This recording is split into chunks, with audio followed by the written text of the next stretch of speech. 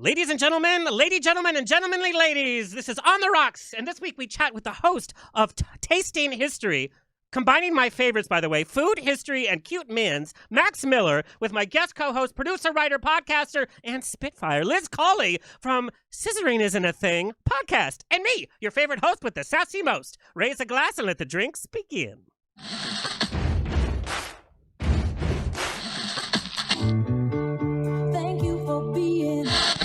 Life is a banquet, and most poor suckers are starving to death. I'd like to propose a toast.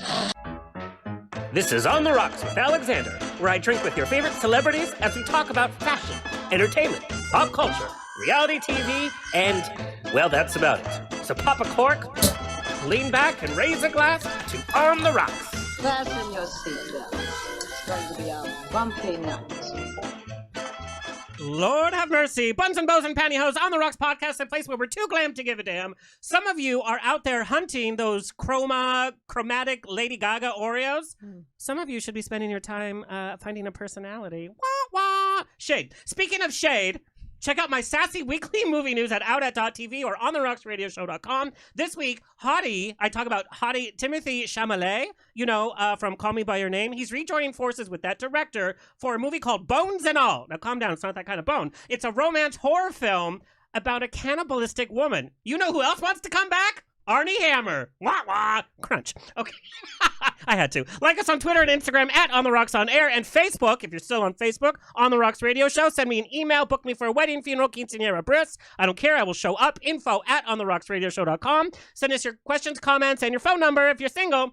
Our presenting sponsors today are JustFor.Fans and FanDaddies.com.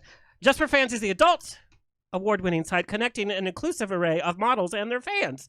We're all a little lonely during lockdown, so sign up today for free. Also, FanDaddies.com, high fives and good vibes. It's your go-to site for the hottest accessories for 2021. And during the show, surprise, we have a fun little commercial for FanDaddies.com. Support small businesses. Kurt, do you have a pun? Yes, I do. Okay, make it snappy, make it quick. Okay, you're always rushing me. I know. So a sheep, a drum, and a snake fall down a cliff. I'm already lost. I have ADD. Who? A wolf, a sheep, and who? A sheep, a drum, and a snake fall down a cliff.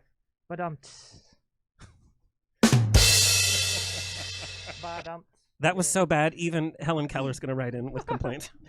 The show is presented by... the show is presented by Straw Media. You can watch and or listen to our now over 238 episodes at ontherocksradioshow.com. Hello to our listeners around the nation on every major podcasting platform, Facebook Watch, and on Apple TV, Roku, and Amazon Fire TV on outat.tv. Share, subscribe, leave a comment. And let me introduce our guest co-host for the evening, who knows more about the Arnie Hammer situation than his estranged wife. Please welcome Liz Culley, is a seasoned producer, on-air talent, writer, and business executive. She has written multiple digital first shows for ABC, hosted the X Games, and created and starred in the hit YouTube show Getting Nailed. Most recently, she has ventured into the podcasting world and co-hosts Embassy Row's first LGBTQ culture podcast, Scissoring Isn't a Thing, and is a weekly host on the Taylor Strecker Show. And I was a guest, by the way, on Scissoring Isn't a Thing. In addition to her entertainment resume, she has been a branded content and partnership executive at MySpace, Pop Sugar, Studio 71, BeautyCon, and is currently senior director of sales at Bustle Digital Group, where she has created 360 deals with everyone from Toyota to Target and beyond.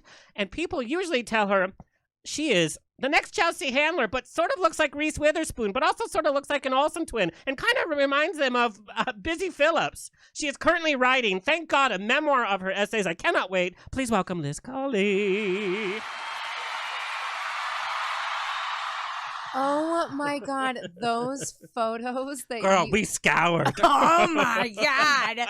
I'm like, it's like watching my old life unfold. I'm like, who is she? She is fabulous, is who she is. Oh God, she used to be. What a time to be alive in a global pandemic. Thank you for having me. I'm sweating everywhere. Well, it's my Latin heat. It emanates this weird kind of. I'm like a sweat machine. Like I'm a producer's worst nightmare. So I know all about your podcasting, your writing, and your producing, but I did not know that you were a singer. Oh God. You opened for Bonnie Raitt? That was the last picture that you had. That's me. Look gorgeous. And you know what's so funny is you want to know, this is, swear to God, what I listened to driving down Barham today was Bonnie Raitt. So tell me, what was it like being backstage and like opening where like the fans attentive? Did you have to be like, calm down, she's coming out? Like, who, Bonnie? Yeah. Bonnie was doing her. I mean, so the Sweetwater, which was where that was photographed, is in a place called Mill Valley, California, which is up in the Bay Area in Marin County. Bay Area, because you're from the Bay Area. Born and raised from the Bay. Shout out, yay area. And so AKA gay area. Exactly. So the Sweetwater is actually owned by two of the original Grateful Dead founders. And so, yeah, look at that. True. So they play there all the time. Like that venue has been there, I think, since probably early 80s. And so it's a historic place. I was really excited to perform there, but it's the last time I ever performed live. Why?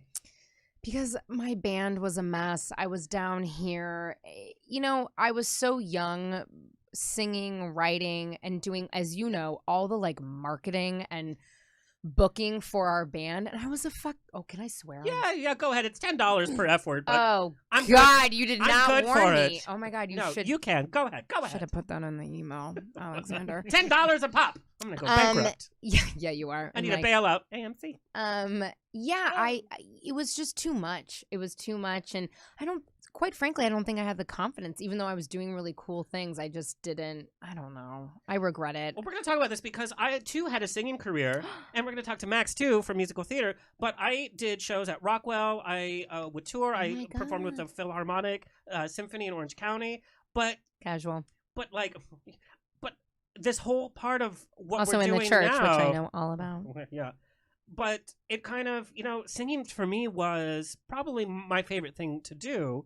Isn't it weird that passion of ours, it's like, okay, because all this other stuff takes up so much time. I know. I think, and it's interesting, this time in the quarantine, I was literally thinking about it as I pulled off Barham, looking at like those horrible 50-foot pictures of Ellen on the side of the wall. I'm like, hey, bitch. Yeah.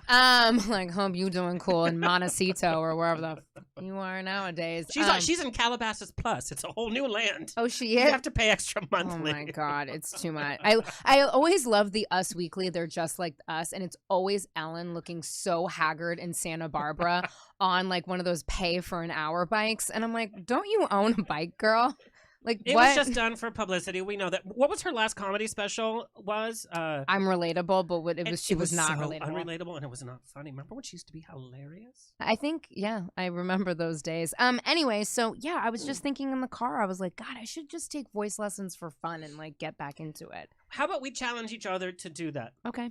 Let's work a little bit each week on our voices, and maybe we'll do a little joint show. Maybe a little something. A little something. Something else I want to talk about. We know San Francisco, one of the best places to study is at ACT, Actors Conservatory Theater. And you started studying as a kid. Mm-hmm. Were you precocious as a kid? Were you like most talkative in class? Yes. Yeah, I could tell. What classes for you, acting-wise, were the easiest for you, and which ones were your biggest challenges? Oh my God, such a good question. Improv was hard. Maybe we were like conjoined twins in some other planet. Improv, to me, I hated it. It would give me such anxiety that it would make me almost cry, and I thought, this isn't acting, this is bullshit. Agreed. And also, everybody else was not as funny as me or smart, so they just couldn't keep up. And I'd be like, oh my God, you have to just say yes. And I'm like 7 years old. I'm like, duh, the rule is just saying yes. Yes, you just and. say yes and, idiot. And no, it was like some like... It's like, this is improv, here's your script. Exactly. So that was difficult for me. And then scene study monologues were I always loved those because I would pick something I thought that the casting director obviously should have put me in. One of my first ridiculous auditions, I just didn't know. I was some kid in Orange County going to classes down there, whatever. I auditioned with the opening monologue from My Fair Lady. Yes, this you did. fat little Mexican kid had a Civic Light Opera. It's like, oh God. It was so... I didn't even realize how embarrassing I must have been. But I got put in the ensemble, and I was the youngest person that they'd ever cast because they were like, "Good for you." So I love that because I was the youngest person cast in Sound of Music, and they let me be a little nun because they thought it was funny at ACT. And I was when they do the puppeteer. Little did they know what they. I know, You right? got to do the. I got to do the, and I was a beer can, and that is an image of the future. It really was a nun with a beer can. Let me tell you. But you got to do like improv, like the improv that I was just like, this is not for me. Was like be an ice cream cone, be an animal. Can't do it. Be cold. It's beneath me. Yeah. Kidding. I don't know. I'm like, what? Mm-hmm. Let's get to the nitty gritty. I was like, guys, I got a smoke break in like 15 minutes. She's like Brenda Vaccaro at 5 years. Like, can we go? Can we go, please? Oh my god, I actually was like that. I got suspended from Catholic school in 7th grade. Catholic school too. I know we talked about it on Scissoring. I know, but not here. Oh yeah, right. Sorry.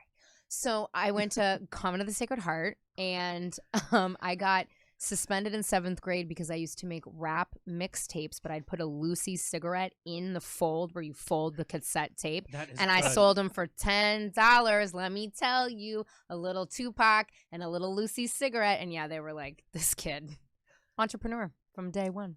Can I share a Catholic high school story with you? Please. And my mom doesn't know this, and I know she's listening, so don't listen. I had an older friend who worked at a liquor store and had access to all the porn magazines. Oh. So I would charge 4 times more. Smart. And so they would leave money in my locker. They would just put it through in like what they wanted. And then so I had everybody's locker combinations, and they would leave their money there, like whatever. And so that would be the exchange. So then I had everybody's locker combinations. So if they did me wrong, what I would do on a Friday is I would put honey all over their locker, and then Monday morning it would be covered with ants. They didn't. Oh my god. Yeah. Like a horse head left in the bed. I think it's like worse. So sticky. So I want to take, I met you from doing Scissoring Isn't a Thing podcast, and you hear the title and you're like, what? Mm-hmm. And so we're going to talk about what the show actually is, but it's you and your co-host Darren Karp. Yes. Totally delightful, and I had the pleasure of being a guest. But I want to take a little listen to you and Darren on Drag Race's Miss Crackers podcast, because you kind of talk about like where the show, like what it even means and where it comes from. Kurt, if we can take a little listen. There would be all these things that would happen to us that we would be like, can you fucking believe that straight people ask us this? Like, we'd be like, can you fucking imagine this? And I actually think it was one of our first conversations where we were literally talking about scissoring, Yes. We were like, oh, that's how girls have sex. And then Liz was like, yeah, but scissoring, like, it's a thing. And I was like, it's not a thing. And she was like, no, but it's a thing. Like, trust me, I do it. And I was like, it's not a thing. I am a lesbian. I am telling you it's not I'm like, I have the bruises on my pelvic bone to prove to you that we bump. Yes. It happens. We're just bumping labias. That's what we're doing here in lesbian land over here. We're just bumping labes. Okay, so you think, okay, so it's all about sexual, and it's funny as like gay as I am, I get so prudish when there's sex talk. Like I feel like I have to, and it comes from Catholic school. Like I still haven't had the gay sex talk with my mom. Like she knows it. We must could have happened. it if she's listening. Oh, we can have it right she now. texted me. She says, "I am no longer your mother." Which she just texted me. But so.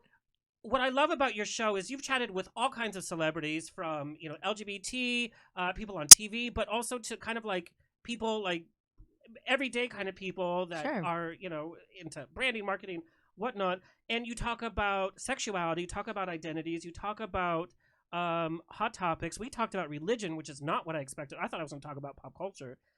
You ladies talk about actual candid conversations. You don't hold punches. You're not afraid to offer your opinion, whether it's considered PC or not PC. And I think this is some of the most important entertainment we can have today, is having real conversations, because without real conversations and maybe saying something that you shouldn't say, we're not moving forward. We're not educating. We're not letting people allowed to ask questions because we're so afraid of being PC or asking the wrong questions. I know. Well, first of all, thank you so much. That is so kind of you. And I'm thanking you on behalf of Darren, who, loves you to death. It's interesting. The episode that we did this week, we talk about body dysmorphia, anorexia, violence in the workplace. I mean, we go deep. We go really deep. I've gotten so vulnerable. I just decided to say, fuck it. Like, sorry. $20. God. $20 now. I'm gonna have to buy Kurt another Gucci mask. It's like He really wants another Harry Potter wand because Oh, he can't have enough, apparently. Oh, cool. eBay. I broke. Yeah, that's another story. I'm like, I actually hot take. I've never watched Harry Potter and I've never read it. I know. Oh, can we do like a Harry Potter recipe? Yes. Because it's like it's a little medieval-ish. Yes. Anyway, so I was like, where do you get the wand like out of the stone? But then I was like, that's sorcerer in the stone. Anyway, yes, we talk about all sorts of things. I mean, here's the thing. You know this as a host. Sometimes you really want to go there with people and they won't let you. Yeah. They have their publicists listening in and you have to be really quiet because they're so famous. Hey, Shay. Hey, Shay. How you doing, girl? But, I think for us, it's important to have hard. I think you're totally right. If we don't have hard conversations, then we're not going to grow. We're not going to evolve. We don't know everything. Darren and I have no idea about a lot of stuff. And so it's up to our guests to educate us. And sometimes we educate them and sometimes the listeners educate us. And what I love is that it's part of a conversation. It's not like we're talking about BLM today and here's what you should be doing and blah, blah, blah. It's part of an actual normal conversation that we should be having with our friends, that we should be having with our neighbors. And there's some comedy involved. It's so real. Thank you. It's not like I'm going to step up on a pedestal. And this is what I want to talk to you about. We're adding so many letters to the alphabet, LGBTQ, alphabet soup.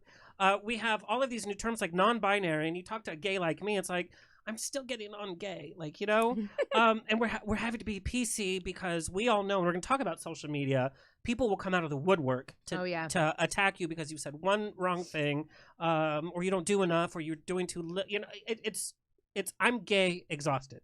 I'm tired of having to be so careful. I'm tired of having to modify my jokes. But then I also get challenged. It's like, my audiences know that I'm not racist, that I'm, all inclusive. And I'm like, but they might not know, or this conversation should be curtailed. Like, I used to say, hey girl, hey, all the time. And it's like, don't gender identify me. It's like, okay, no, I can't do that. I mean, wait, what? Yeah. Oh, okay. Yeah. All right. And so I was like, what? Access but then I thought about it. Over there. You can hey girl, hey me all that you. Girl. I'm on the Taylor Strecker show. That's the tagline of the show. I'm like, wait, are you on the Taylor Strecker show? Hey girl, hey. Like, my emails used to be signed, hey girl, hey. But then there was a conversation. Then I had to think. And I thought, well, now you can think like I used to say, hey, you guys, are you guys ready to do the show? It's like, no, you don't say that anymore. And I'm starting to get it. And so I do think that there is a give and take a little bit. But there also comes a point. It's like, ugh, can't we just all be Kathy Griffin?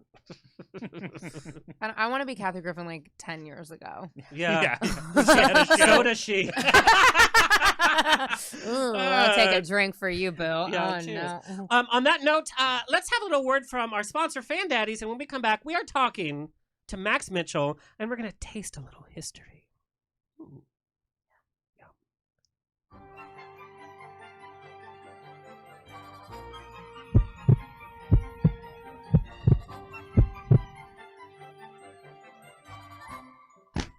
This is Alexander from On the Rocks, where celebrities and cocktails mix, here to chat about FanDaddies.com. High fives and good vibes is your go-to site to get the hottest accessory for 2021. Yes, the fabulous clacking fan with designs that are totally fetch. And you may think that fetch can't happen, but it totally can. They call me Fetch Betch. Now here are the top uses for your FanDaddies fan.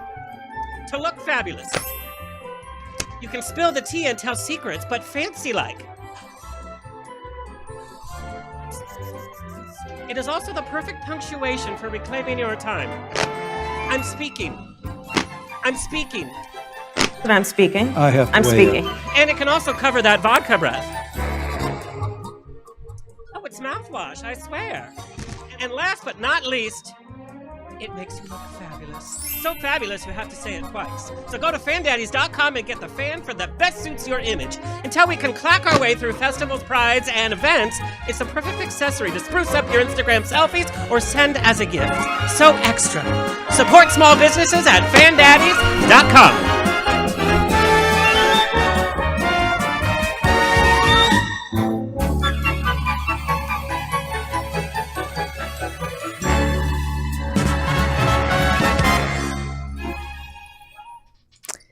So last week, Darren and I, speaking of scissoring, had an interview with a Queer Eye from the Straight Guy original member, Tom Felicia. Yeah. But I started the interview and I said, "Welcome to the show, Tom Felicia."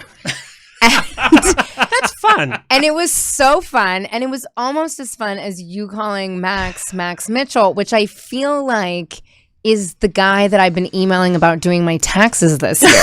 You guys, it's me! I am so sorry. Max Miller. So I was texting with my friend, the famous photographer, Matthew Mitchell, right before. So I'm like, Right. So I'm so sorry. But let's introduce Max Miller.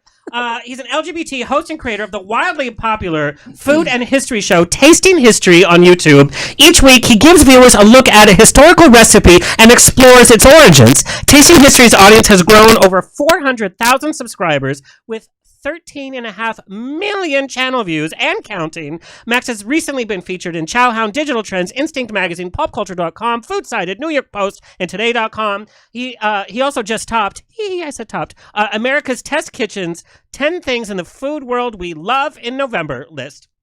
Inspired by historical segments on the Great British Bake Off, his show's weekly format offers viewers a window into how certain dishes were made from the medieval and Renaissance era,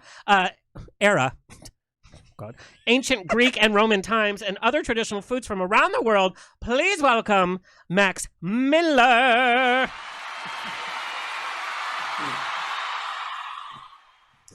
I'm impressed by you being able to speak so quickly. It's amazing. Well, obviously, I mean, Miller, Mitchell, I'm so sorry. That Lux vodka is hitting.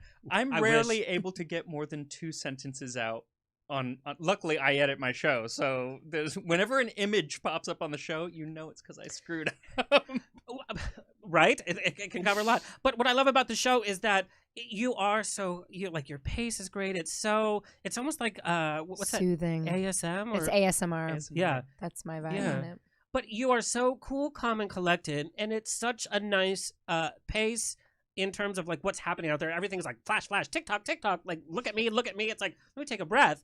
Plus the comedy you put in and the research, which we're gonna get to. But COVID bad. But artists, we've had time at home to kind of really work on our brand, create more content.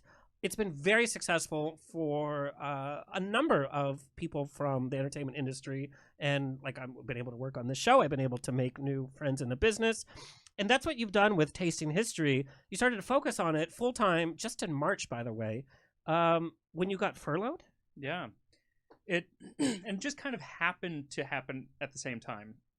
Because in last December 2019, I guess, somebody at work was like, you should put this up on YouTube. Because basically what I did was every Monday I would walk into work with some historical bake and then lecture my coworkers whether they wanted to hear it or not. What were you doing for work? Disney. I worked at Walt Disney Studios. Oh, you did? In sales, yeah. Sales and distribution and marketing. And so I would bring these things in and lecture all of my coworkers, and some of them were like, okay. But some of them were actually really interested. And one of them, who was actually a temp at the time, Chantel, she said, put this up on YouTube. So I worked for a few months like, maybe I will. And then I actually did. And like the next Friday, like I released on Tuesday, and on Friday they were like, yeah, you're not coming back to work because pandemic. And so there it goes. What a weird turn of events. Like, you kind of focus on something creative, and then it's like, you are going to work on this because that's all you have time to do. It's kind of a message from... Tupac. So, From Tupac? Did you That's say? who I pray to. Oh, I'm so sorry. Yeah, some people pray to God. Random. I pray to Tupac. So I that's prayed who to I God. saw. Okay. So, but I want to know, like, the moment that you felt, like, the courage... You know, it's funny, like, I talk for a living, and it's like, blah, blah, blah. But if there's, like, a crowd of 20 people, I would never go in and be like, hey, I want to share some information about food. And, like, what made you wake up and be like, I'm going to do this in the office today? So it obviously was not in the same format as I do the show. I was not Seriously. sitting behind my desk. Everyone sit down. No, it was more like I would put the food out, and I don't know if you've ever worked. You've worked in an office, like if I do. currently, and you put food out, and like buzzards, they just kind of Always. come around and everything. I call them the vultures. The vultures, yeah. And so I would be like, they'd be like, what is this? And I'm like, oh, it's a medieval cheesecake. called the Sambo Cod and then I would just start going off until they walked away politely. I wonder what they said about you, like in the lunchroom. 100%. Were you the cool guy, or you were like, oh my god, he should be on The Office? Like, Wait, were you at the Walt Disney over in like Glendale at that The one studio? down the street at Oh, Burbank. you were down here in Burbank. 'Cause At the movie studio. I was gonna say, you talk about the lunchroom. Ooh, love that froyo at that. It's the same. What's It's the happening? same. I don't know. It's the same at both places. Fantastic froyo at the office there. The only difference is the one in Glendale, the I'm missing out. facility is much newer and nicer, whereas the one in Burbank, like the building sculptures. is from like 1941 and kind of like Sorry, I Yeah, but I digress. love like old architecture. no, I I would love it. rather live like in an older building too. that's creaking with like inlaid bookshelves. Who cares if you don't have water? It's fine. Well, but it's cool because you're like every day you're going to get lunch in the footsteps of Walt Disney. Yeah. because the building hasn't changed since. he And was the there. like the original animators, Oh, like it's all the little amazing. bungalows in Burbank So that were cute. made Love for it. the animators of Swing the Seven Doors. No, I love So, it. but as a kid, you were attracted to history, but you weren't a baker, you weren't a cook. Like you didn't want to be in the kitchen. How did you make that transition from loving history to food? Great British Bake Off. I went to Disney. We went to Disney World, my friend Mo and I, and she got sick the day that we got there, and we spent basically our entire vacation eating nachos and watching the Great British Bake Off in the hotel room. There's nothing better than that. You know what? It was fantastic because we didn't spend anything on a hotel or going to Disney World or anything because I worked for Disney. So Oh, it I was thought all you kind of went free. to. Oh, Yeah, I was okay. like- So What? because I worked for Disney, it's all free. You know, you get to check people in and everything. And the hotel, we stayed in a really nice hotel for like $35 a night. So it wasn't a big deal. We were like, oh, we can't I'm go to sorry. the park today. If my friend got sick at Disney Alexander's- World, You I would drag be her. like, bye. You- No, I yes. would be like, bye. yeah, no. me too. Yeah. I wasn't like that because I've been to If Disney you World left like me at the 5 times. hotel and I was sick, I'd be like, I understand. 100%. You're a good friend. I like nachos, so I was Ditto. fine I staying do in the too, room yeah. eating nachos. Ditto. There was one night on New Year's Eve, we spent all this money because this was the one night we couldn't use your cast discount. Spent all this money to go to the French restaurant at Epcot, which is literally like the very furthest you can walk. Yep. We get Love there. Pavilions at Epcot. Oh, it's fantastic. We get there. We sit down to wait for our table. 5 minutes. She's like, I have to go back to the room. And we walk all the way back. I am a good friend. I mean, That's sort of like, do you I need was an like, Uber? I mean, it doesn't sound like she was your special friend, so No, I'm but- kind of like, No, but what am I going to do? Eat a nice dinner? Yes. Yeah. Alone? 100% yes. On New Year's Eve, you A know that there's some resounding like correct. there's some Disney World and those uniforms are tight. There's gonna be some Disney World employee that's gonna be like, we're in France, Yeah, right? Gaston. Happy Isn't New that Year's. his name? You know what? Luke Evans. How about- That has never Booty and actually the Beast. happened to me. I think that is a Well, hope. now you're famous, so it probably will. But what was your food environment growing up? I mean, what do they know about food in Phoenix? Mexican food. We know Mexican food. No, you guys know No, you don't. Tex-Mex. Tex-Mex. Yeah, see. If Tex-Mex is anywhere near the menu, or if it's like a terracotta building, I'm out. It's an insult to my people. Well, so it depends on where you go in Phoenix. So we have a lot of Okay. Tex-Mex, but then we've got some places. There was one place that my parents, or my dad rather, always picked up food, and it's still there, but now it's in a nicer area called Carolinas, and there were like bullet holes in the wall, and it was a scary place. But my God, they I made- love a taco, but I'm not gonna die for my taco. made some good Mexican food, and it was like legit Sonoran Mexican. Okay. Really, really good. But then we also ate a lot of, oddly enough, Japanese food because my in parents, Phoenix. and especially my dad, loved Japan and Japanese culture. So he had learned to make several Japanese dishes when they had gone over to Japan, and so he would make them. See, I love that so much, and I think that's kind of influenced what we see on Tasting History. Is you're not afraid to try No. a food, you're not afraid to try an ingredient, and to me that's exciting because I will order the same thing on a menu for 50 years in a row. Like I am just not that adventurous. Well, when I go to restaurants, I'm not that adverse. What's your favorite restaurant in LA? Oh, that's really, you know what? Like pre-pandemic. Pre-pandemic, I gotta say, I really love Mozza. The Which pizza, one? I mean, the okay. pizza Oysteria place. or the pizza? The pizza place. Have you been there? You Of have to make course. reservations like a million years advance, or just Yeah. give the guy $10. Really, Phil Rosenthal introduced me to that place. Oh. Yeah, it was it's very the, fancy. It's It's perfect date lovely. night. It's amazing. The only thing is that they seat you so close, and I can't stand people. You So have to to sit at the be- mozzarella bar in the Osteria. Oh, with Nancy Silverton. That's the only place she works now on Thursdays. But okay, and then do you get the white pizza Bianca? Because that's the best There's no pizza. other pizza. Oh. Yeah. God, girl, this is We might creepy. be in love. We might be in love. Yeah. Scissoring isn't a thing. Bye, wife. Now, what was the first big dish that you made as a cook? You're like, okay, I'm gonna try cooking. I present you this. Like, who was it for? What did you make? So I was ambitious and stupid, and the very first thing that I baked, coming out of the Great British Bake Off. So I watched the entire, at that time, the first season in the U.S. I still have to watch it. Wait, It's wait, amazing. what?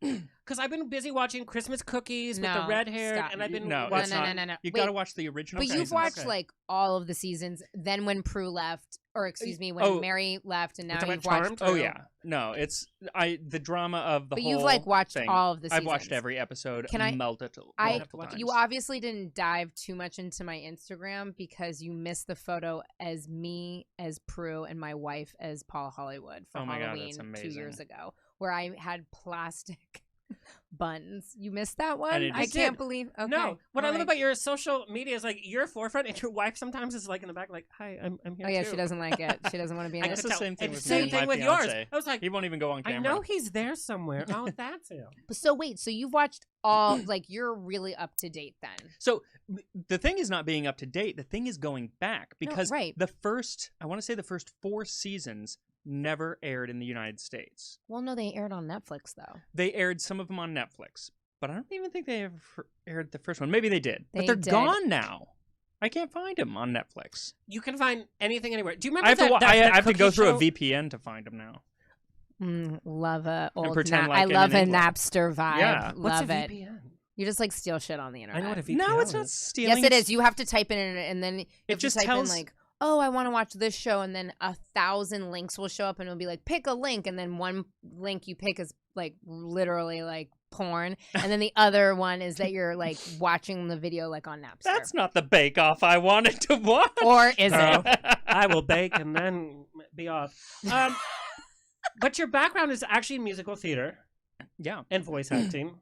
What were some of your favorite musical theater roles? And you being the charming, cute boy, I'm sure they put you like in every lead in every show. So that was the problem.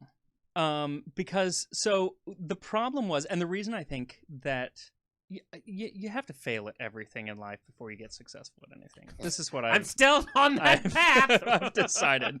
And I don't want to say that I failed at musical theater, but I did not succeed at musical theater in the way that I wanted because I looked and like I felt like, oh, I'm supposed to be a leading man. Yeah. But it turns out, that's not my personality. I'm not tall enough. I don't have the voice for it. I kind of sound like Kermit the Frog. Oh, do you not have a good singing voice? I have a gorgeous singing voice. Oh. Don't get me Oh. wrong. Okay. Don't get me wrong. Stand But corrected. no, it was just always like, is he the leading man? No, this other guy's the leading man. Why? He's kind of weird and quirky when he's on stage.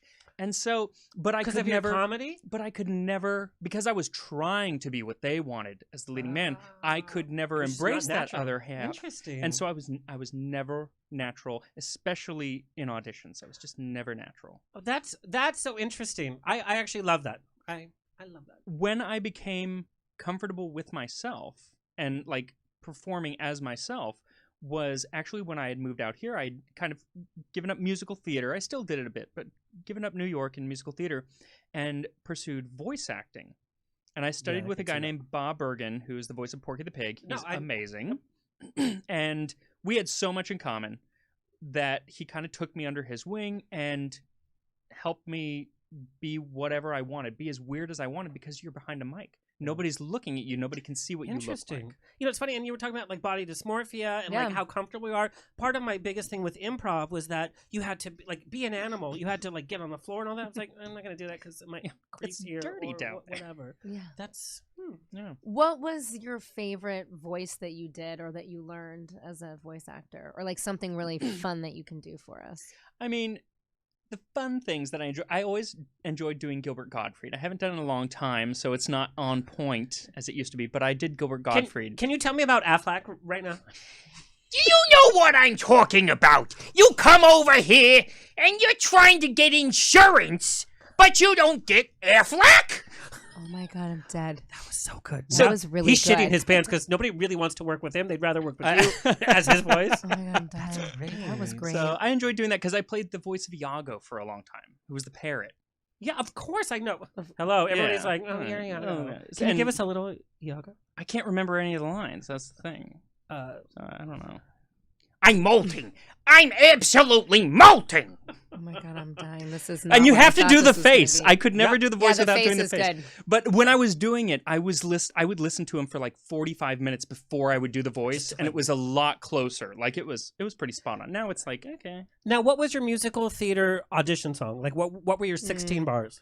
I did a lot of Younger Than Springtime from I could see that. because I was always going in for Rodgers and Hammerstein, Yep. Rodgers and Hart, Totally. Turner and Lowe, which I love that stuff. Yeah. But like my favorite roles were always things like I got to play Toby in Sweeney Todd, and it's so weird and so dark, and it's like that's what I want to play more of, and I just never got to. Toby is such a great character in Sweeney Todd, and I don't think that character gets enough attention fantastic. because he goes through this hopeless and so alone. He finally finds a home. And he feels good for a little bit. And then, of course, that's taken away. And Nothing's Gonna Harm You is one of the most touching songs in musical theater. Yeah. Whoever sings it, it's a sad, sad, loving song. Yeah. And then I saw Neil Patrick Harris do it. I don't know. And then That ruins was- that. I love you. Sorry, that's- Sondheim. Nothing's gonna harm you. Doogie Howser's around. Wait, Alexandra, I realized I derailed the first question, so I apologize. What was the first thing that you made? Oh, so Sorry. coming out of that was like 10 minutes ago. Coming out of watching the Great British Sorry. Bake Off, I was like, all right, I'm going to bake everything that they made on this show. I've never Oh. baked and I've never boiled water at this point in time. And my first bake was called a Battenberg cake, Oh, I know. Oh, that's which is a rather complex very complicated. cake. That's crazy. What is it? It's basically several different cakes of different flavors that you then mold into a checkerboard. Yeah. And that's your first That go-to? then covered in marzipan. It was, and Wow. yet, I mean, I look back and I'm like, that's a mess. But at the time, I gotta say, it kind of looked pretty good for a first time baking anything. Well, I think that's ambitious, and I think that's the kind of energy we feel from your channel. It's like, if I'm going to do it, I'm just going to give it my all. Your videos are so perfectly curated, and it's your all. Kurt, can we take a little peek? This episode particularly stuck out. We're talking about ancient Roman times, by the way. Let's take a little peek. Tasting history. Read the most body of the graffiti found around ancient Rome because it gets pretty raunchy, but I am going to put a link in the description to where you can peruse if you are so inclined. But for the PG-13 crowd, I give you these and in the voices that I imagine they were written in. Apelles, the chamberlain with Dexter, a slave of Caesar, ate here most agreeably and had a screw at the same time. 2 friends were here. While they were, they had bad service in every way from a guy named Epaphroditus. They threw him out and spent 105.5 sestertii most agreeably on whores. We have wet the bed, host. I confess we have done wrong. If you want to know why, there was no chamber pot. That is so not an excuse. Now I do love the rather pithy boast found at the Caupona of Antictus. I screwed the barmaid. One of my favorites is actually a dialogue between 2 mortal enemies, it seems. Successus, a weaver, loves the innkeeper's slave girl named Iris. She, however, does not love him. The more he begs, the less she cares. His rival wrote this. Goodbye. Envious one, why do you get in the way? Submit to the handsomer man, and one who is being treated very wrongly and good-looking. I have spoken. I have written all there is to say. You love Iris, but she does not love you. So maybe some of these places less resembled a McDonald's and more the tavern from Tangled. But in all honesty, with my teeny tiny kitchen back here, it still probably beats cooking at home. This coming from the guy with a cooking show. Speaking of which, let's try those snails. So after a few minutes, you can remove the snails from the heat and either put them onto a salad or eat them plain or stuff them back into the shells for a little bit of culinary theatrics. Then go ahead and pour whatever sauce is left over on top and serve. And here we are, cochleas, ancient Roman escargot. Look at this cool little spoon I got. it's like shell and kind of pointy at the end. So for scooping out mussels or whatever, you can use a fork. Honestly, you don't even need to eat them in the shell. It's more for the theater of it. It's pretty. But what you do want to make sure to do is eat them right away, because nothing is more disgusting than cold snails. Yeah, here we go.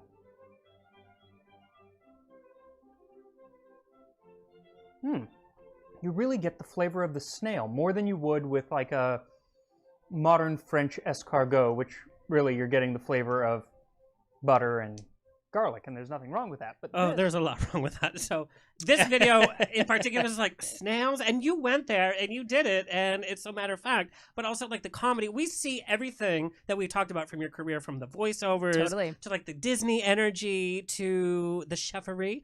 You said something on your Instagram story today. You coined a phrase. Celebrity. I lost. I was like, God damn, why didn't I think of that? Celebrity. That's when why you're you a chef invited and me. a celebrity. Yeah, it's when you're a chef and a celebrity. Love it. Shay, I know you're watching and listening. Put that in the resume. He's a celebrity. Now, when did you first know or get the idea that Taste in History was kind of taking off? Garum. So it was really sudden. So I started, I guess it was the very last weekend of February, and I started sharing my videos onto Reddit and Facebook. You know. Reddit is... Oh shit! Sure. No, I caught myself. So this next week we have to be all about Reddit. I was on a Reddit thread once, but I didn't like it. Well, what's crazy is I had never even used Reddit, but dark. my fiance was like, "Post it on Reddit because you can pick a topic." Your fiance is a Jewish woman. Yeah. His name is Jose Moskowitz. And he Five goes Jewish. And he was totally right. Like, you could pick whatever topic you wanted. So I was like, I want old recipes. Oh, there's a Reddit about this or whatever. So I just put it on there. And so videos would gain a little bit of traction. But then the almighty algorithm hit in mid-June. And I went from 6,000 subscribers, which was amazing, to 150,000 What do you mean the subscribers in about algorithm a hit? week. Because I literally can't get to 10,000 Instagram followers, and not for nothing, anybody that's watching or listening, follow me, listen to Liz. I'm a solid follow. But they keep changing it over and over. And for Facebook, you might as well just, forget it on Facebook. You literally can just throw it down into a K-hole, because that's where it went. When it comes to Instagram and Twitter and Facebook and all those, I have no idea. I'm so glad that you're honest and saying I agree. that. Thank you. And I have no idea, honestly, on YouTube either. That said, so a lot of YouTubers kind of gotten together, because YouTube, when asked, they'll lie about like what they're always looking for and stuff. It's demonstrably not the case many times. But a lot of YouTubers have gotten together and been like, oh, okay, so if you're getting this amount of watch time and this amount of click-through rate, then you might go viral. Basically, it means that like YouTube is, instead of just giving you out to a few hundred people, it's like, let's put them in front of 2 million people and see who clicks. Because of the length. Sorry, now Alexandra and I are like, okay, marketing 101. So is it because you started to look at length, topic? So it is nothing that I did. It is nothing that I did. I mean, it is, but inadvertently. Did you tag it in the back?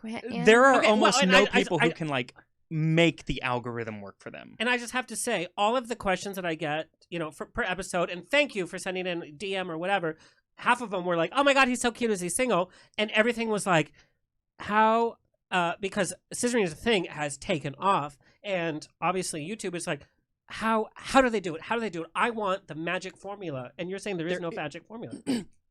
I'm sure there is, but nobody knows it. Even the people at YouTube don't know it. I want to know. Yeah. Because the algorithm is learning itself or teaching itself. So even the people who work at YouTube and like work on it don't know everything that goes into it. But I don't know. I don't actually believe that. Because there's so much data, because it's different for every single user on YouTube. That said, there are certain but there are certain things that you can do that we found maybe help, like have your video be over 10 minutes, have your video be monetized, but the number one thing is keep people watching and go to the next video. That is really all that YouTube cares about, because YouTube cares about Keeping them on ads. for They don't care about ads, you. of They course. care about So if you have a boring point in your video, get rid of it. And that's why I'm always astonished when, people who do just talk and do nothing, they take off. But they do. So it's, you've got these people who they vlog for like 30 minutes at a time and don't actually talk about anything. But there's something obviously engaging about them. Because if people were clicking out 15, 20 seconds into the video, they wouldn't have 1 million followers. So there's something about them. Well, and we know from podcasting, like this episode, I'm in it, and then I go home and I always listen to the show right after we record it. And I'm like, wow, it's so great. And there's podcasters out there that are like doing all of this stuff, and they're the most boring. They're like, I want to talk about how I brushed my teeth this morning. Edit. Kill your darlings. Edit. But in your videos, you do offer a lot, because like the whole snail thing. First, getting recipes from ancient times is like, oh, wow. And then snails, it's like, oh, I want to see him do this. And then with these funny, like graffiti, I'm like, that's funny. And then you have me back into what I was originally interested in. You structure and design these videos very, very well. And so we're going to talk a little bit more in depth about how you create the videos, how you do research. But first, we're going to play a little Truth or Sip. Kurt, take it away. That's scary. Truth or Sip on the Rocks with Alexander.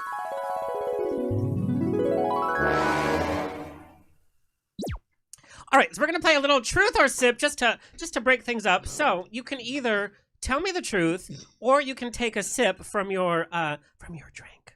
Okay. Because we're kind of towards the second half of the show. We want you to be liquored up because the questions get real from here on out. Max, are you ready? I'm making Truth, my cocktail. Truth or Sip. All right. What Food Network or cooking channel star do you simply loathe and wonder why they have a show in the first place? Oh, I love that. Loathe? Because I have watch so Food many. Network. Yeah, me too. Oh, we can't. Can't touch. No. I got to sip simply because I actually don't watch. I don't know Oh, their name. get it. Well, we Pull know it that you together. love Gordon Ramsay. Like, we know that you love him. I actually love Gordon Ramsay. I love Alton Brown. Okay. I know. But I'm that's trying like to me, think of... like saying I love musical theater, I love Rent, and I love No. Wicked. There are. When it comes to food, I watch a lot of like other shows. I don't watch that. Like many what? What do you food watch? shows. Pornhub.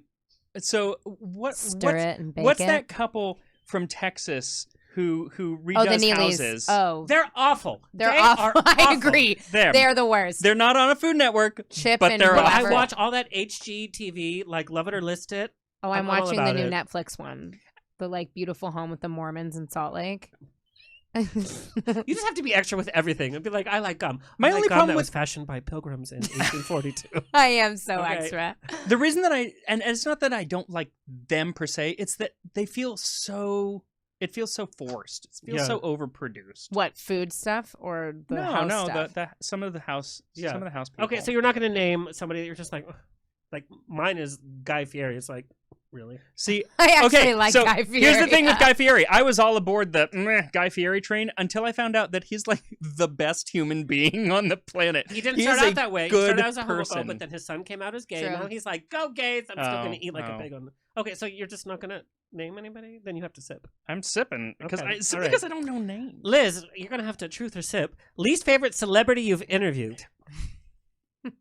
Like in my career? Yeah, that could... Yeah. Ooh, well, the one I shouldn't say that because they're not. They're no longer Oh, if with they're... us. Oh, that's even better. Cause No, it's like sad. It's sad. Okay, let's think. Was it Sal Mineo?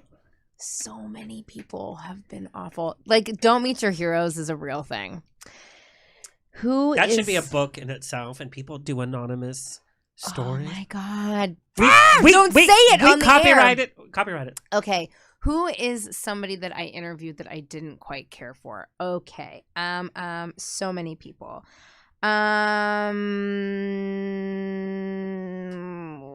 God, but what if they? See, that's the truth or sip. Because we have to be careful because it's a small world. It's. I am. Actually, I'm going to say it. Amber Rose.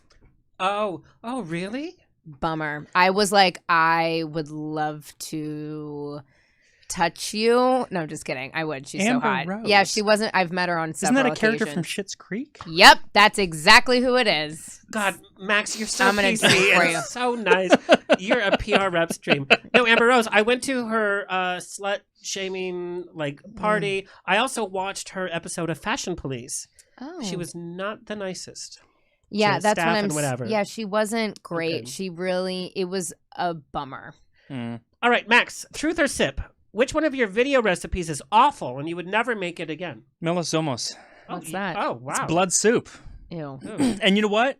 It wasn't even the flavor that was horrible, because the flavor was just kind of like nondescript. It's the fact that you're eating this thick blood goop. Never again. Honestly, there are a lot of dishes I won't do again. All right, both of you, truth or sip, and this has to do with your significant other. Who is your celebrity hall pass that if you were to sleep with them, your significant other would be Rihanna. like, Matt Damon. What? You want Current. to sleep Current. with yourself? Like literally, that's sleeping with himself. It's like, I love you right now. Wait, really? That's who you're gonna pick? I love Matt Tom Damon. Tom Hardy is my. I mean, other for one. me, that's my end all. Fat Tom Hardy, skinny Tom Hardy, fit Any Tom Tom Hardy, Hardy. I mean, whatever Tom Hardy. for Matt Damon, I'll pick any Matt Damon, but I am going to go with Born Identity 1 Matt Damon if I get Talented to choose. Mr. Ripley would be the one. See, I love Yes. that, but then he 'cause I put love on like a- 30 a pounds of muscle. 1960s man with.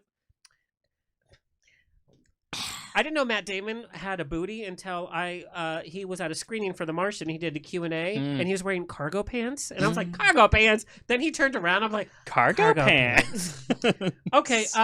This is for both of you. Biggest pet peeve about your significant other that you haven't voiced to them during COVID, because we know during COVID we're stuck. Truth or sip? Oh, I don't care. I mean, I'm a lesbian, or I'm in a lesbian relationship. All we do is bicker. Just kidding. I don't know. It's just too much. I need other people. This is the night. Like, I mean, other Like to people sleep around. with? No, Oh, okay, never, okay. never. No, I just mean like it's so much us in this little apartment. So what's your biggest pet peeve? Is it like mouth chewing? Is it? Yeah, she's been eating ice cream out of these little bowls, and she It's a clink, scrape. clink. Yeah, I can't deal with that scrape. I cannot. but See, this is where honesty comes in, because I have the same thing with Jose, and I tell him, stop eating until I turn on the TV, because I don't want to hear it. You're like, no way, Jose. Yeah. Oh, he will. He does not like that. But I no, can't stand mouth noises. my pet popcorn peeve for chewing. him though, he does not like rinse his dishes. Laundry is his thing, and dishes are mine. But You have millions of Rinse views. them. Don't you have like a maid at this point, like a YouTube maid? it's he won't. So he we won't have a let. publicist that's we tried- listening on Zoom right now. We tried. We still live in a tiny. Look at my kitchen. It's tiny. I New love that, fixtures. by the way. Cara, It's Cara, tiny. I love Marble. that. I saw But that it. also No. shows that anybody can make meals in their space, which I love. We're not fancy. Okay, this will be the last one. This is for both of you. What purchase have you made during COVID that you've hid from your significant other? Oh my god, everything. Truth or sip? Oh, I can tell you this purse. Actually, as I was walking out of the house, Rachel's like, "Is that a new purse?" I'm like, "No," and just kept running out the back door. Oh, Yeah, I have Oh. nothing else in life to do than just buy purses. Okay. Nothing, because he gets all of our Amazon packages because Fair. he works downstairs, so he knows everything that I get. I didn't tell him that. I don't think I was telling him that I was spending like $450 on Lego when I ordered Hogwarts.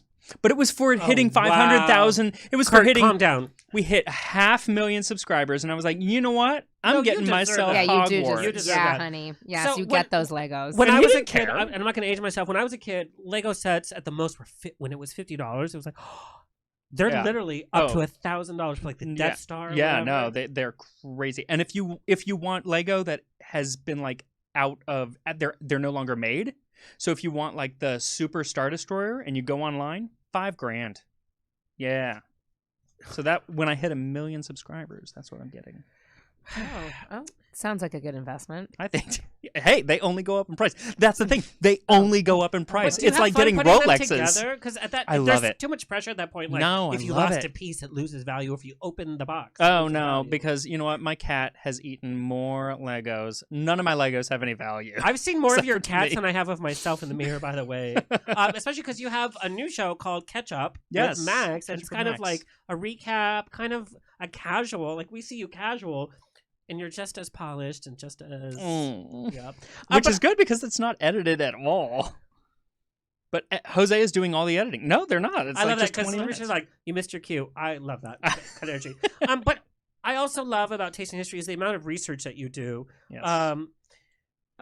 You just not only do the research, but then you spin it with like a little comedy aspect, and then you do the recipe. Now, how do you find these recipes? Because I know, like ancient, it's not like they wrote the recipes down. So how do you actually go about recreating some of these foods? So sometimes they did write their recipes down, but when they did, it wasn't what we would call a recipe. It was more like a vague description. And so you just kind of have to, there's a lot of guesswork in it. But then there's a lot of like kind of looking around and being like, all right, what ingredients would have been available? Or, look at a modern dish in the same area. What are they using? How much lamb to whatever other ingredient are they using? And so you can kind of take, hints from modern dishes. But at the end of the day, it's a lot of guesswork because people were not writing down recipes like we know until the early 20th century. So it's a lot of guesswork, and that's why when people take it too seriously, and a lot of people do, they're like, no, that is not the amount of salt that would have been used. It's like, dude, it's like, you don't what's know. your YouTube channel? I'll check I it don't out. know. Yeah, Nobody not knows. 500,000. And I got a really great, there's a food historian named Ken Albala, who you should follow and read everything that he's ever written, who I adore. And I got to meet him a few months ago, and we were talking like over a glass of wine, and he was like, yes, it's a lot of guessing. It should be fun. Stop being so serious as, people can be. And it was just like confirmation that, okay, because I take comments really personally. Oh, honey, don't do it. Okay, Don't so do you know what? it. If we're going to talk about this, let's talk about this. Kurt, can we get into our hot topics, please? Ooh. Was there like There's hot like a, topic? there's like Oh, a cute yeah. little clip that why didn't I think of that? I don't know. Oh, Here and I I am. do love a Hot Pocket. I went to college. Kurt, remember it's Rachel loves Hot Pockets. Wait, I actually, while you cue it up, don't worry, Yeah. I got your back here, Kurt. So, She's so good. it's interesting because I was thinking about questions that I had. And do you ever find flour, for instance, is totally different here than it actually is like in Mexico? Like I tried to, Really? yes, I try to make, I have family in different Mexico. everywhere. I'm such a fake Latino. I don't even know what flour in Mexico would even Well, be. it's just the way that it's milled. It's just different ingredients, the starch, etc. So I have tried to make like Mexican wedding cookies here with my cousins' recipes, and it just never comes out the same. They never hold it. It's a mess, right? So I've had to tweak it. Does that play into a factor as well? Like you're not like churning butter. No, that I would churn butter. It's actually not as hard as you'd think. With electric, but you need like a butter ingredients, churner. You can make it with you electric can ingredients and basically yeah. make your own butter. But so Duh. you're talking about flour in Mexico. It's the same with flour in France. Right, exactly. But those are differences that we know today. You don't know what flour was like in 1750. Well, right. But when you're Italy making and things stuff. like the pretzels and things like that, Right. or bread. And so you can guess, and but they're educated guesses. It's not just like, I'm going to use whatever. No, sometimes you tweak the recipe and be like, you know what, their flour was not as finely ground typically as what we have because we use steel grinding rather than stone grinding or whatever. So you can make alterations, but there's a certain point where it's like, this is not practical anymore. That because I still the goal of the show is 1, to make what people ate, and 2, to have you make it in your own kitchen. So I don't want to pick ingredients or dishes that are something that you're never going to be able to find those ingredients. Yeah. But there's a certain taste. It's like, not fun. Like when we see shows like from the 50s, whatever, everything's made with butter, like food just looks different, and you know that it must have tasted different. Yeah. No, definitely. Okay, we're going to talk about what you brought up. So, Kurt, did you find it? Okay, go ahead, Kurt.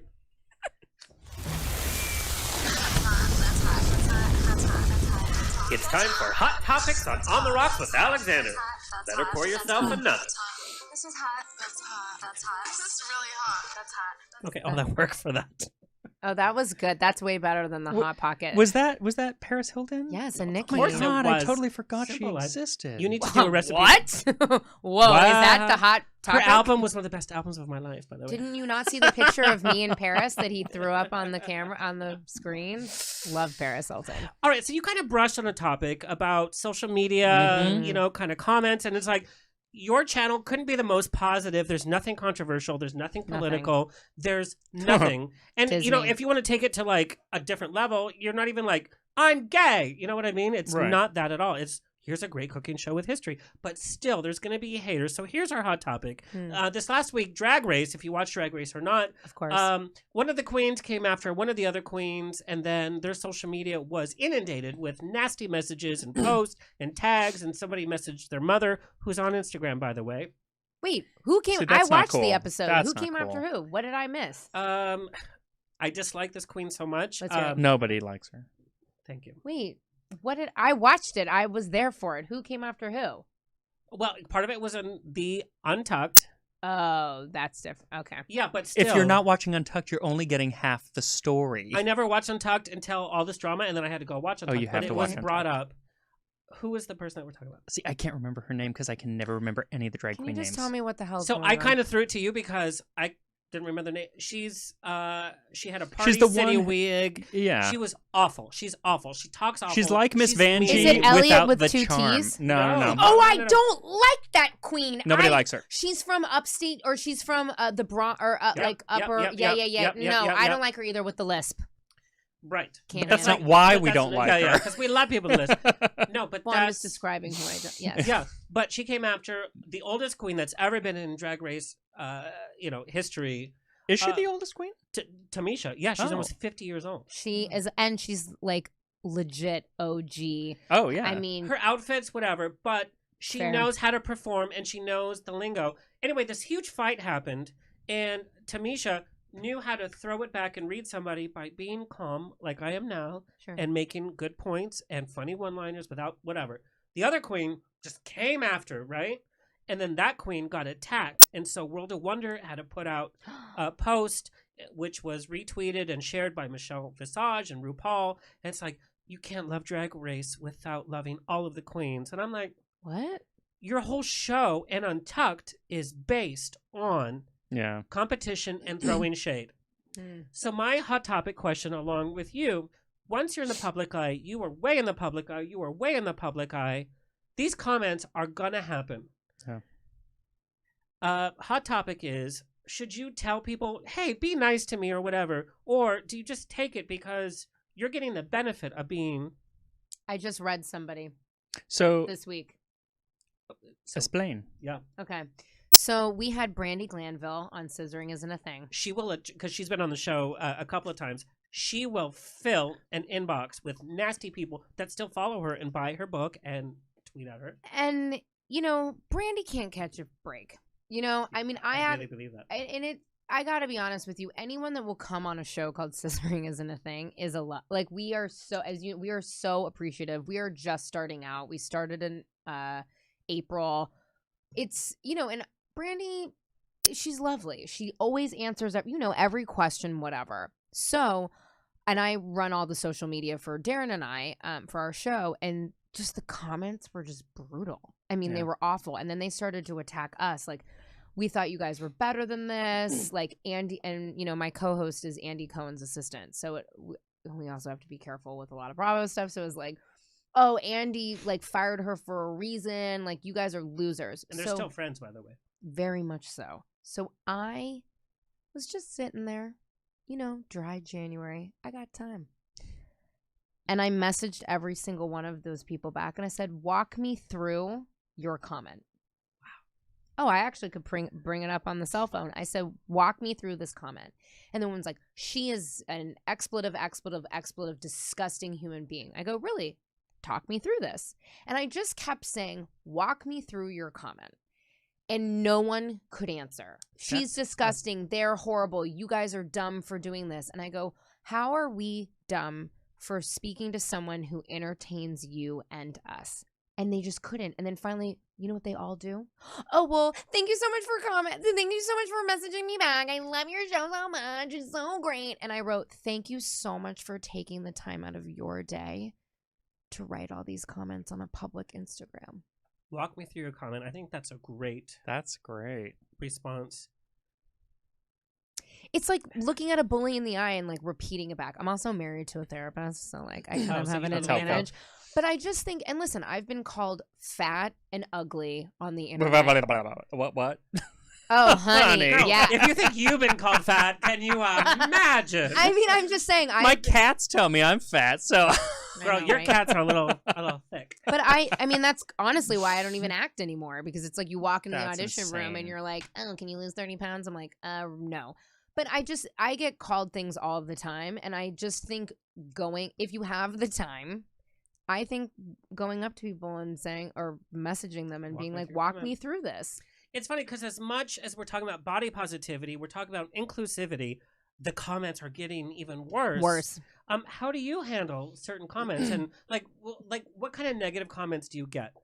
Other than like, you're they too don't nice. have that. Yeah. Well, it's funny because a lot of it comes across. So it's interesting because things are written. And when you write something, it's not the same as saying something. And so when somebody says, you know what, actually they didn't have that in the 14th century period, I'm like, oh, interesting. And I'm going to look that up. If they write, actually they didn't have that in the 14th century, ! I get really defensive. Me too. Because to me, that's like, actually they didn't have it, because that's what it comes off as. And it seems innocuous enough, but it can come across as very accusatory. It can come across as accusing you of lying. And that's what I really hate. Like that I've made, because I make mistakes. It happens. I cover so much history every single week. I'm going to say things that might not necessarily in context be true or whatever. It's rare, honestly, because I do a lot of research, but sources as well. It's hard with history, especially ancient history. It's like, well, you know, this source says this source says that. And it comes across very accusatory. And one, I'm lucky because my fiance Jose does go through the comments and shields me from a lot of the negativity. However, the video that took off, that really boosted the channel, was Garum. And we partly credit it to a number of negative comments. Because you know what? A negative comment and a positive comment are the same amount of engagement. And what I did in that video was I made a quick version of garum. And it is a historical recipe from the 10th century, but it's not the 4-month long version of leaving fish out to ferment in the sun, because I live in a condo, people. And plus, if it's like a standing time of 2 minutes, I'm out. Right. And a lot of people, like, we got hundreds, if not thousands, of comments about this, and they weren't always nice, and yet that made it grow, which is interesting. But I try to not reply to people typically, but when I have found the same thing that you say. You know, they'll say something mean, and maybe I'm just in a mood, because usually I'm good enough to ignore, but maybe I'm just in a mood. Something's wrong in a mood. Or if they're very much wrong and I am very much right, which is more often than not, I will write them back and say, well, actually, blah, blah, blah, blah. And they always write back, oh, you know what? Oh, you're so right. I really love your show. It's always that. And so seeing that, I have to realize their comment isn't about me. It's of course not. It's not about me at all. And I really need to ignore it. And the nice thing about the bigger I get, the less time I have to look at the comments, because it's become a full-time job. And so I'm missing a lot of that, and I'm not missing a lot of that. I think people want to feel seen and heard. I mean, on the Taylor... Keyboard warriors. Yeah. Taylor, on the Taylor... So I co-host on Tuesdays this daily radio show called The Taylor Strucker Show, and her audience is the most engaged audience I have ever personally witnessed in my life. I mean, these it is a two-way street, and there is a really intense Facebook group, and then there's a sub-Facebook group that's private that you have to answer all these crazy questions, and it's quite negative because they got kicked out of the first Facebook group. I know, it's a whole thing. And I talk all day long. We all say things. We all make mistakes. I say stupid stuff all day long. And I did have a woman really, really, really coming after me, and I just decided to talk about it on the air. I didn't say her name, but I was like, this is what I'm experiencing. And I know that you listeners are in this Facebook group and you're watching it. Wow. I know. It was it was a risk.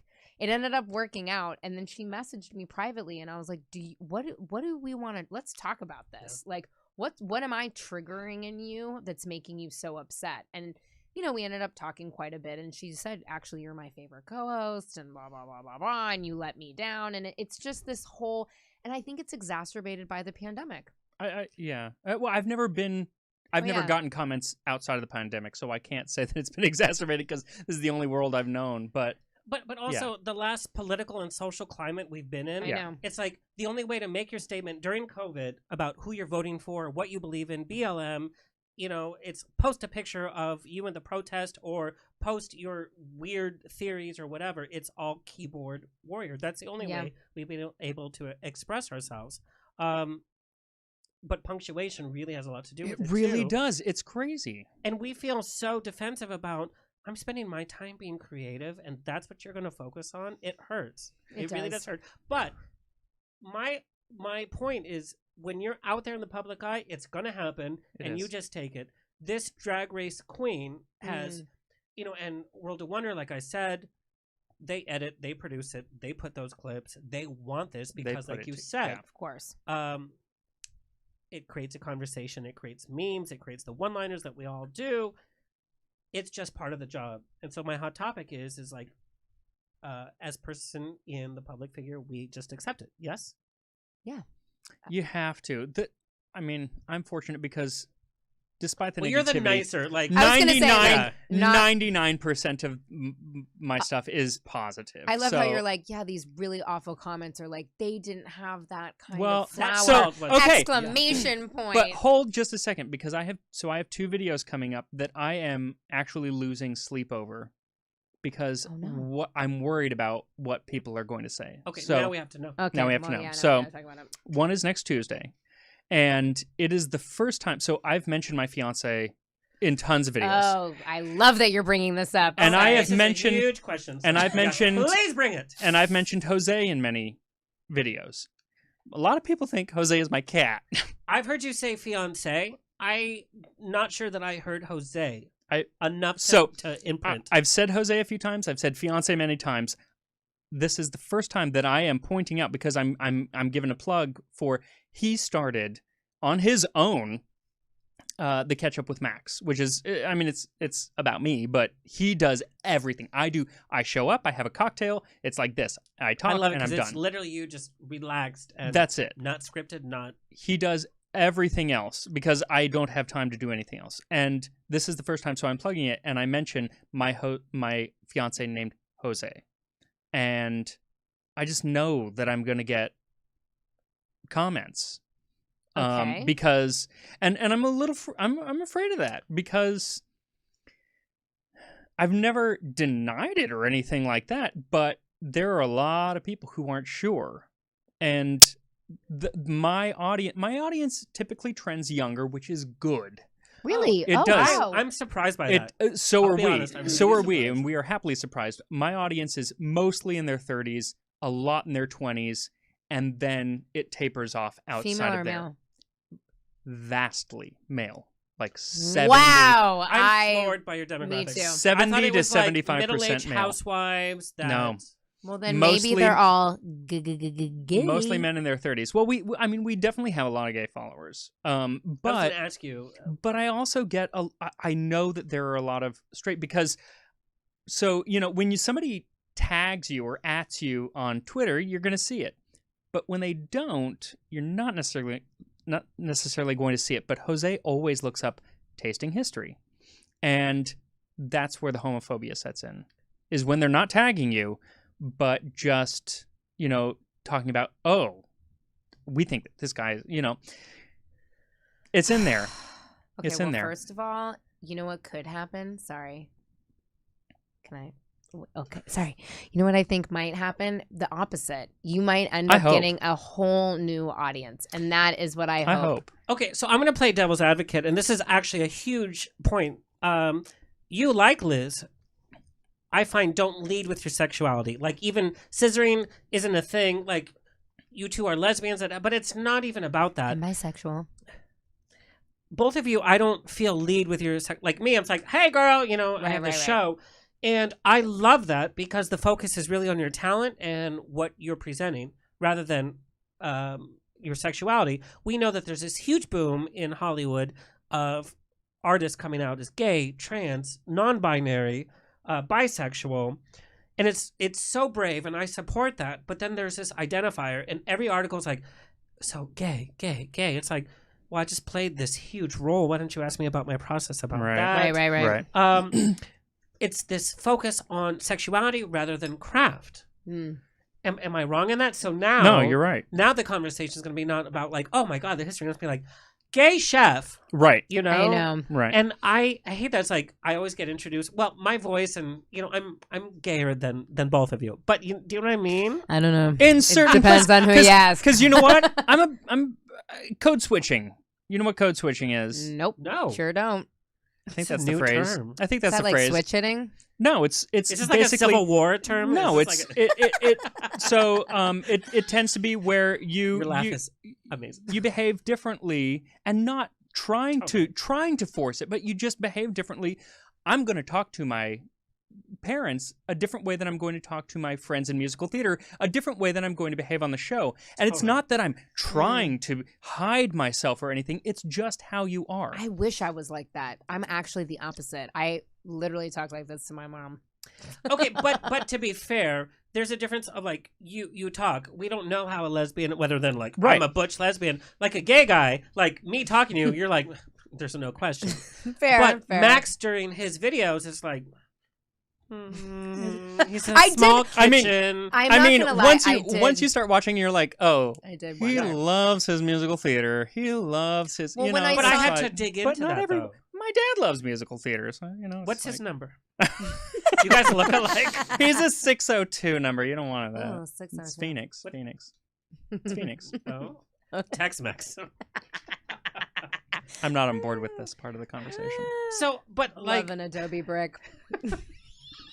I did an Adobe brick. But there's a thing, it's like, yeah, we should stick up for our community, but at the same time, it's like, I hate when people say, oh, you have that gay show. No, I don't have a gay show, because we interview all kinds of people, and we have amazing conversations. Do you feel, though, what struck me, something that you said earlier, is when you were talking about the roles in musical theater that you weren't getting. Right. Do you think that perhaps some internalized homophobia or that you weren't out was hindering you getting those lead roles? I was out, so okay. I've been out since college. One of the college. So kids are coming out like at age 9. Okay, you know what? No, I'm here with you. I'm a lot older than those kids. I didn't come out. Are you? You look baby face. You know what? I had the hardest. It was actually my coming out was super easy, but my coming out became super awkward. So let's hear it. So I came out to my parents separately, and I came out to my dad, and I knew that my parents are cool. My parents are really awesome, so I knew they're making Japanese food. Wasn't going to be a problem. They're like they're more liberal. I mean, they watch MSNBC more than I do. They're super liberal. And they're nuts then. They're nuts. But so I came out to my dad first. Whoa! They were separate. They were separate, not separated. They were separate because my mom she's a teacher, so she was on vacation up in Sedona while my dad was your still father? working. Oh, it happened all the time. More stories to this, by the way. Because she got a lot more vacation time than my dad, so she was going to use it. So she left him at home. So she was with my sister. She was with my little sister, and then I was going up. They were up in Sedona. Okay. So she was up in Sedona at their place, and my dad and I were going to go join for the weekend. So I invited my dad to go get a drink, or we went to have a drink, and because I was like 22, probably 23, and you were in college, and I was in college. Okay. And I basically said, so, I like guys, right? And he was like, yeah. Okay. Like, all right. That was your end of story. You'd be a terrible guest on Scissoring. Right? I'm just kidding. I know. Well, we want like dramatic stories. So like... fast forward to my mom. And again, I mean, this is not as bad as many, many people have it. I was very, very fortunate. But fast forward to my mom a few days later. I'm up in Sedona. I'm planning on coming out to my mom. And I knew it was going to be a thing. Well, because... they obviously would have talked. He would have texted her. No. Like... Didn't happen. Didn't happen because I made sure that he wouldn't. And didn't happen. And I was like all geared up. I was like, all right, we're going to go out, have a glass of wine, and I'm going to tell her. And how civilized. But what did we decide to watch right before this happened? Talented Mr. Ripley. Even worse, South Park. And it was the episode of South Park where the entire town decides to become gay to stop the people from the future coming back. And there is a giant gay orgy. And we're watching this, and I'm like, this took a turn. Is this what I'm coming out right after? Gay, it's just about orgy. Well, that's the thing. So what did she say? She was just worried that I wasn't going to have kids. That's the only thing my mom was worried about. The procreation thing is so ridiculous. Yeah. Liz, what was your coming out story? Oh, God. My coming out story was ridiculous. I also came out to my dad first. What? My dad... What? Yeah. I just I think that like the masculine part of the family, I was raised by a single mom, so I don't know, but in my mind, yeah, he's my from dad's New awesome. Zealand. I don't know. Well, that's fine. So he probably dabbled in college. Totally. There wasn't a whole lot going on in Christchurch, let me tell you. So I went home one weekend, and my dad, I wish I could do his accent well because it would be more funny, but he looked at me after multiple bottles of Sauv Blanc, as us Kiwis do, and he goes, "You haven't dated a guy in a really long time. You're not ugly." And I was like, cool. Thanks, Dad. Cool. And we were at a restaurant, and I actually knew the people at a table behind us, and I was sweating and shaking, and I just like blurted it out. I was like, I have a girlfriend. I date boys and girls. And he leaned back and he goes, I figured. And then classic Peter Culley is he took the next 3 hours to talk about himself, and that which was insane, and that you only have one life to live. And you should just live your life. And then the next morning, and then we went home and drank more because he was like, girl, this is going to be a problem for you because your mama, she crazy. For all the Taylor Strecker listeners, they know my mom literally is Joan Crawford. Oh, Lord. Like straight Can up. I hang out with her? Yeah, sure. I'll bring the axe. I don't care. She's throwing away wire hangers somewhere in Florida. And he woke up the next morning. He's like, your mom's going to freak out. I don't think you should tell her. I won't tell her. And I said, okay, thanks, Dad.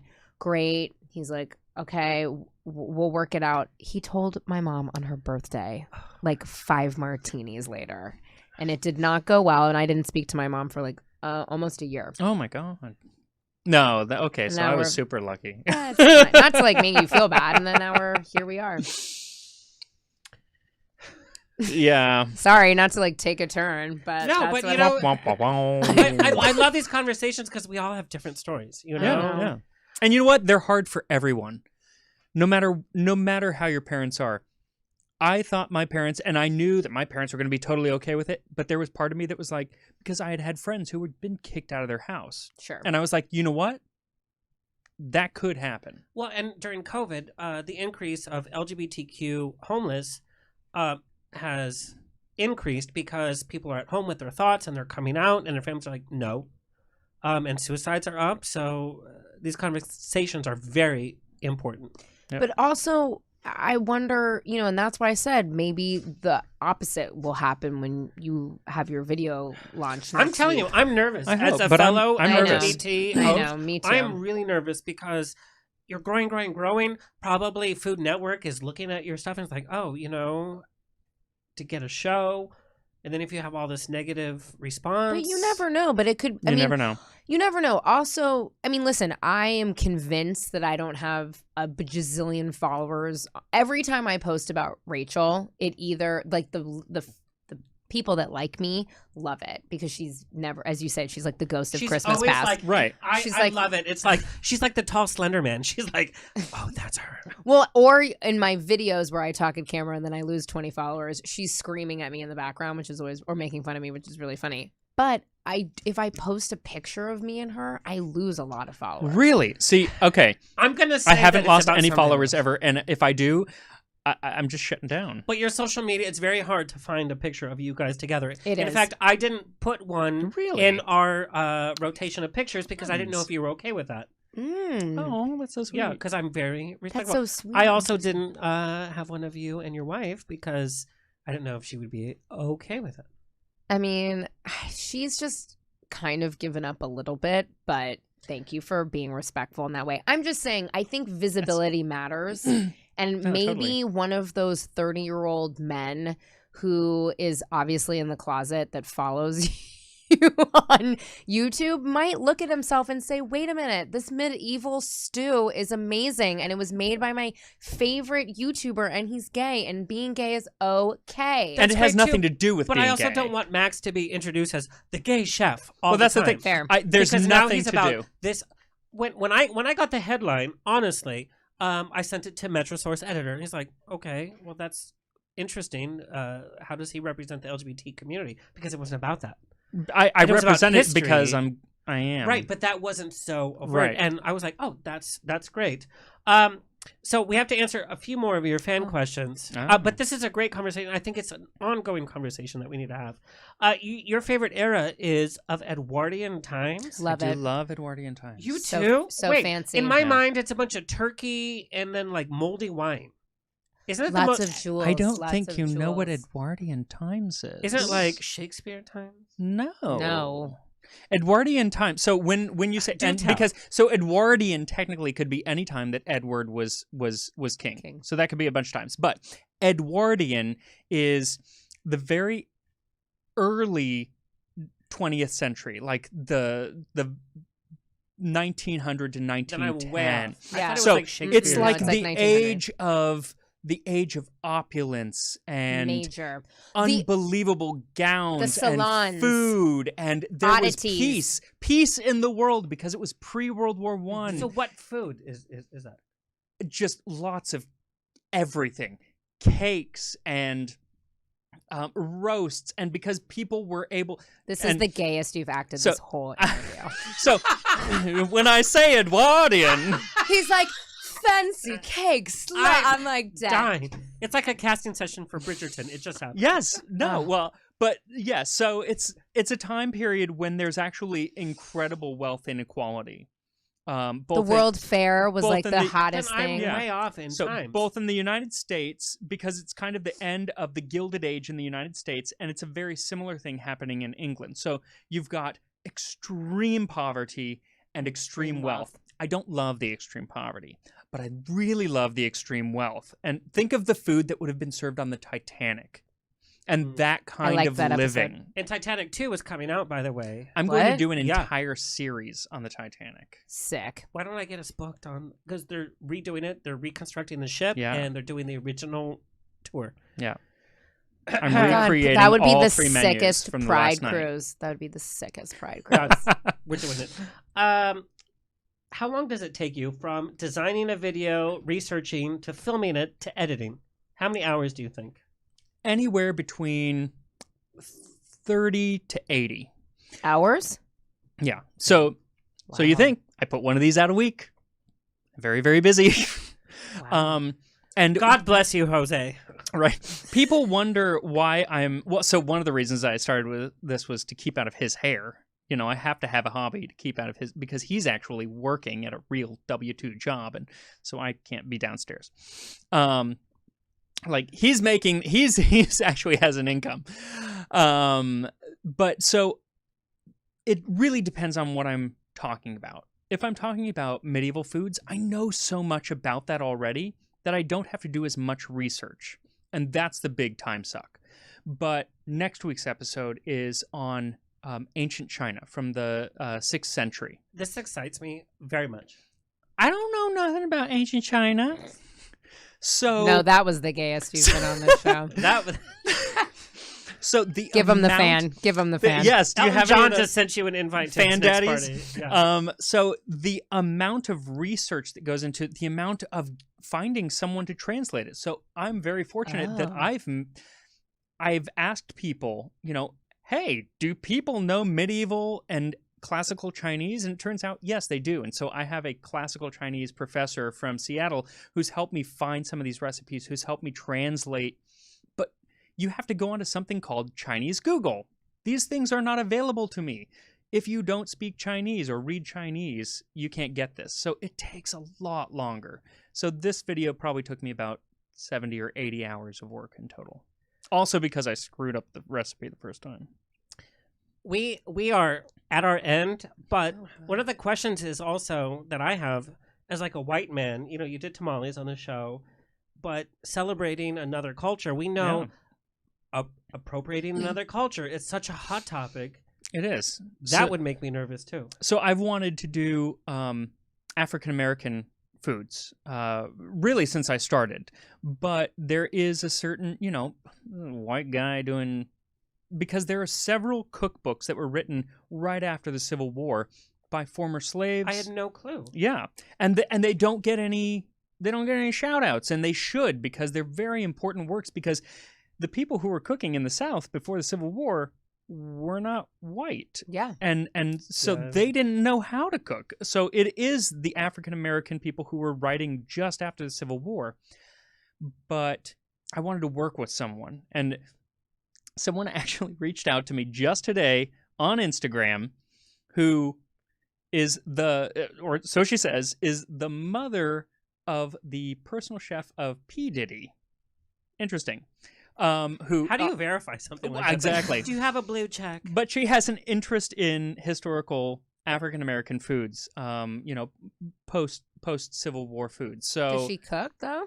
Well, she's a chef. She's a no. It's the mother. Oh well, she's hooking me up. She's hooking me up with her daughter. So hopefully something comes out of that. Oh my God, would you die if P. Diddy just came? Maybe you should make it for him.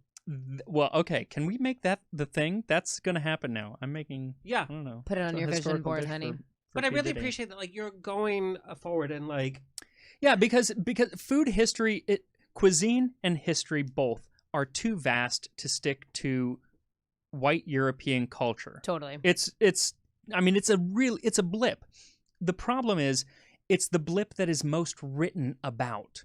And so there are a lot of sources for me to use. There are not that many sources on African cuisine or even African history that are primary sources, or even East Asian, because you look at Chinese and Korean and Japanese works, they haven't been translated. I don't speak those languages, so I can only work with what's been translated unless I'm lucky enough to find somebody who can read them. And we talked about your family, like Japanese cuisine. Love. From this like white family in Phoenix, we just have to be okay with this is what I'm going to do. And there are no borders. No borders. All right, you guys, we have to, you guess. I can't say guys anymore. That's okay. Whatever. We're going to do rapid fire. All right. Are you ready? Who wants to go Let's first? do it. It's not, because we already did truth or sip. He's actually famous. Have him go first. Max Miller. What is a guilty pleasure food you make at home? Like, is it pizza with pineapple, Fruit Loop mac and cheese? That I make at home? Yeah. I order pizza with Hawaiian pizza is like my favorite food. Ugh. I know. Shut up. Favorite utensil in your kitchen? Oh, my KitchenAid mixer. If you had to make a meal for Gordon Ramsay, what are you making? I'm going to try to make his, what is it called? The beef with the Beef Wellington? Beef Wellington. I have his recipe and I've tried it out. Okay. You have to go back and live during one of the eras that you've covered on your cooking show. What era is it and what is your role? Edwardian, because they have plumbing by then. So like the early 20th century. What would you be your role? Like banker or? King. What? No, king. Okay.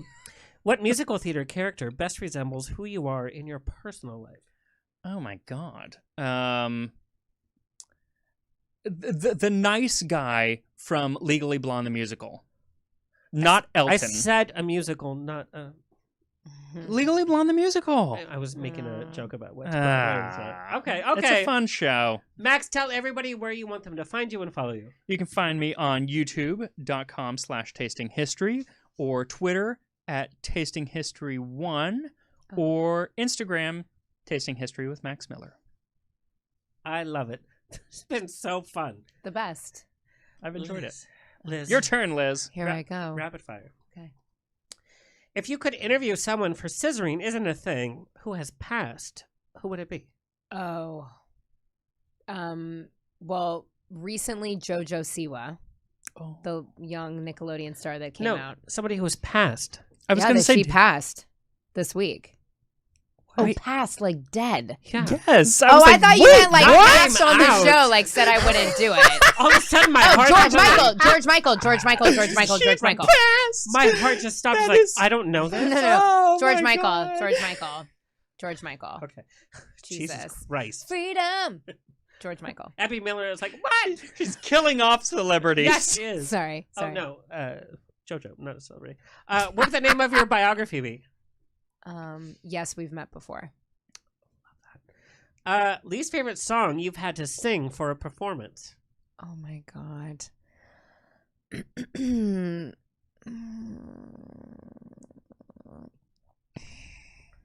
Like in I don't know, Amazing Grace. Yeah. It's like overdone. Biggest pet peeve when interviewing somebody on your podcast? Ugh, when they won't answer something. What would your drag queen name be? Ooh. This just came to my mind, but she hump a lot? No, you can't be a drag queen with that. Why not? Well, she'd probably win, and then, right? She hump a lot? I don't know. But somebody at one point said Bob is not a drag queen name, and guess what? Bob the drag queen, brilliant. Yeah. Bob is a great person. Yep. Liz, where can everybody find you and follow you? Please follow me on Instagram and Twitter @ListenToLiz. And if you'd like to listen to Scissoring Isn't a Thing, we drop episodes every Tuesday, and the socials are @SIAT Podcast on Instagram and on Twitter. I love everybody here. Before you go, check out the new issue of Metrosource magazine, the national LGBT print and online source. My interviews, this issue, the first ever Black and also bisexual Batwoman, Javicia Leslie, also Drag Race's Miss Cracker, multi-Grammy nominated artist Dave Cause, Golden Girls writer Stan Zimmerman, and GLAAD's entertainment media director Jeremy Blacklow, all in one issue. She's by the beautiful. way. Oh my God. She's also coming on the show in March. Sick. Sick. Thank you, everybody. Thank you, Kurt, so much. Thank you, Alexis Mendez, our intern, and my host, I guess. And Max Mitchell. Oh, shut him. Nothing in my, oh my God, Max brain. Max Mitchell. Stay happy, stay healthy, stay sexy, stay tipsy. Salsa. This has been another episode of On the Rocks. Tweet me and slide into my DMs on Twitter and Instagram @OnTheRocksOnAir. Find everything On the Rocks for free at OnTheRocksRadioshow.com. Subscribe, like, review, and share. Until next week, stay fabulous.